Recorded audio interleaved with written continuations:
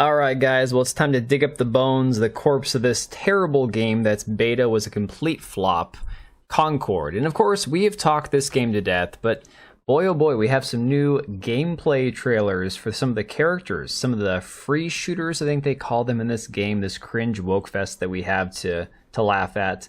And again, if you go back just a few weeks ago, they had to admit that nobody was wishlisting this game on Steam, nobody wants it, doesn't have any appeal. The things that it does well, it doesn't do well enough to compete with games like Overwatch or Apex Legends. And again, it's just a complete wokeathon for people who want to see these weird, androgynous, diverse, pronoun-using they-thems in, of course, a shooter game. And these trailers here, these ability trailers just dropped, and we have this one from Amari, the very large black woman. Just check this stuff out here. Nothing's getting past me! Look at me! What'd you think would happen? And of course, it's this overweight, gargantuan woman with a shield, and someone's like, look at me, what did you think would happen? At least it's self-aware. This game is the Netflix adaptation of Overwatch, and more, again, concerning for Concord and for PlayStation, this is on their official account. It's only got 11,000 views 11 hours ago. Less than 500 likes, 1.4 thousand dislikes, okay? This one here, though, this Baz ability trailer. Now, the funny thing is, I have covered this game a lot, but I've never listened to these characters speak because I protect my ears as much as I possibly can. I do not want to have to listen to anything more cringe than I absolutely have to. Oh yeah, just for comparison real quick over here. Black Myth Wukong final trailer, PlayStation account, 48,000 views in 2 hours. You tell me what people are actually excited about, okay? So here we got Baz's ability trailer, 636 likes, 1.9 thousand dislikes. Who says you shouldn't bring knives to a gunfight? Thanks for having my back.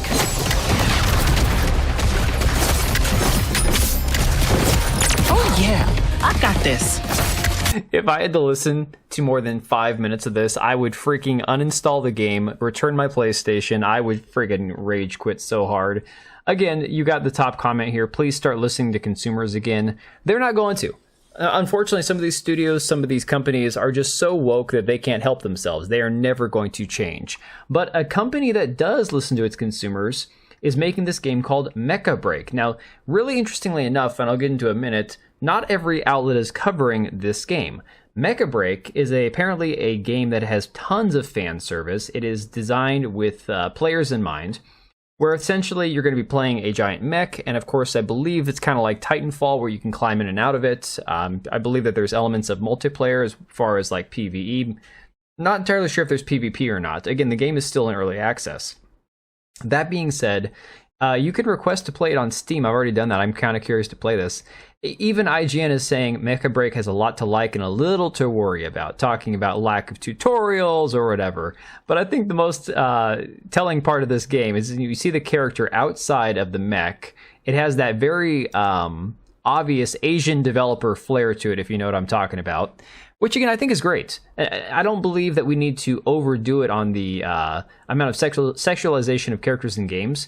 But giving fans something that's worth looking at while they're playing the game, I think is definitely, it's not a small thing, it's a huge thing. It tells you a lot about the developers behind the game. Of course, this game, Mecha Break, is being made by the developers of Snowbreak, Amazing Season Games.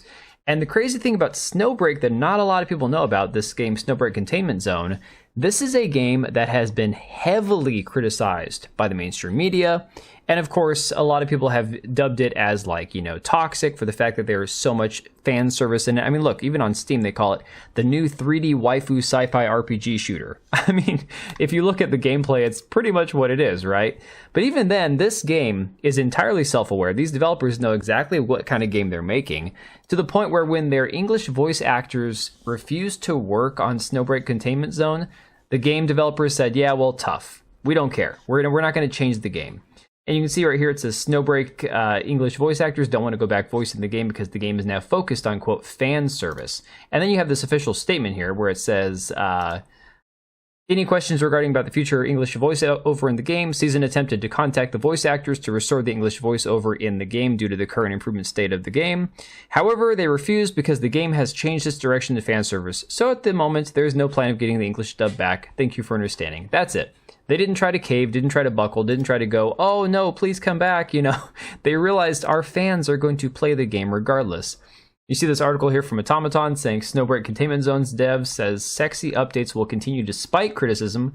We know our players' needs. Again, it doesn't have to be for you, it doesn't have to be for me, but it's for definitely for a demographic that exists, a core target audience that these guys are catering to. Nothing wrong with that.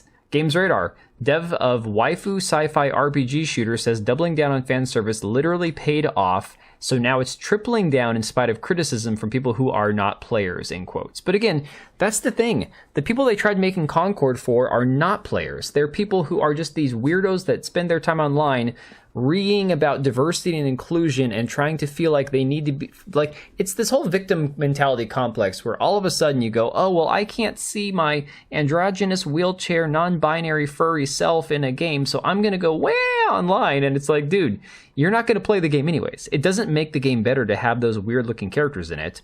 But again, they put these trailers out hoping that people are going to be excited about these characters. Nobody is watching these. 11 hours ago, 11,000 views. Guys, I have videos that far exceed that. You know, it's crazy. But again, Black Myth Wukong, they released their final trailer. Again, I think the game comes out like, what, 10 days, 11 days? 48,000 views in just 2 hours. But again, if you go to Kotaku and you look for the game Snowbreak, they won't talk about it. They're not talking about it. You go to Kotaku again, look up Mecha Break. They have yet to cover these games. Why? Because the fact that these are games that give fan service. These are games that are made for the gamers. You go to Kotaku and search for Concord, and oh boy, you got a list of articles to choose from, including which you have the rage piece from Melissa Mercante saying that this was never about anything other than hate, with Concord being right there on the cover with Star Wars Outlaws and Assassin's Creed Shadows. And again, I think this is what it boils down to for a lot of these games. The reason they just can't seem to understand why nobody wants Concord, why nobody wants these garbage games, it's not just that the games are inferior in gameplay. It's not just that the games don't appeal on a mass, level to certain demographic. It's the fact that they're intentionally making these games as controversial as possible through choices that they've made, where they're intentionally seeking out this weird modern audience of people that don't spend their money on the things that they preach about online. That being said, I'm going to leave it right there, guys. If you're in the need for a PC, go check out Meta PCs, link down below in the description. And of course, I do have my website, which I've got to get some more articles written. I've been super busy with work, so I appreciate you guys being extra patient with me. It's been awesome knowing that you guys are still here, even though I'm having to take a little bit more time off. Hopefully, we'll go back to a regular schedule soon, and in the meantime, I will catch you later. Alright, and if you made it this far, thank you so much for watching the video. Thank you for being here. I do have 2 channels, Minimal Effort Podcast, as well as my gaming channel. I do have a Twitch and Kick for my gaming channel. We do live streams over there occasionally, maybe once a week. And then if you are in the market for a new PC, make sure to check out Meta PCs. Click the link I have down below. Use code TBO at checkout for a special discount. Thanks again for watching, and I'll see you next time.